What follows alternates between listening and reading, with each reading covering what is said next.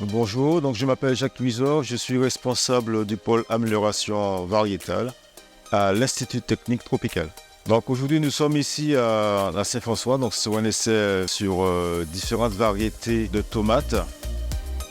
Cet essai c'est à la demande de l'interprofession fruits et légumes, Liguaflore et des différentes organisations de producteurs de Guadeloupe. L'idée c'était de trouver des variétés pour les producteurs qui ont de meilleures potentialités par rapport au rendement et par rapport à la tolérance et la résistance aux différents pathogènes, aux différentes maladies qu'on rencontre en Guadeloupe.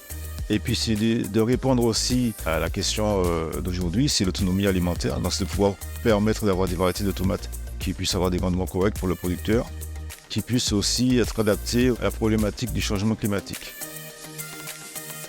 Donc l'essai c'est simple, hein. Après avoir sélectionné les producteurs, on a trouvé le site où on a planté la parcelle. Donc c'est un essai sous tunnel, plein champ. On va tester 8 variétés. Donc ces variétés vont être comparées entre elles. Les différents critères que nous avons retenus pour comparer les variétés vont porter sur des critères de précocité et de croissance. Donc on va mesurer la croissance des différentes variétés de tomates au cours du cycle. Ensuite, on va mesurer aussi le taux de nourrison. Donc le taux de nourrison, c'est le nombre de fleurs par rapport au nombre de fruits nourris. Et on va calculer aussi le rendement final pour chaque variété. Le rendement par mètre carré, donc le rendement par hectare. Alors, ce que nous avons vu suite aux 60 jours d'essai, d'expérimentation, c'est qu'on a quand même un bon comportement des variétés.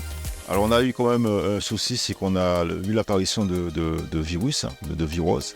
Donc, on a quand même la maladie qui est apparue, donc on a dû arracher un certain nombre de pieds, variétés confondues.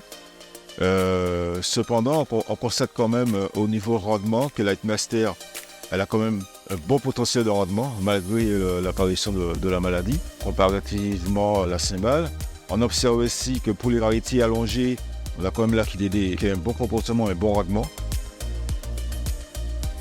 Et les variétés Red Giant et Rodeo 84 ont un comportement moins intéressant.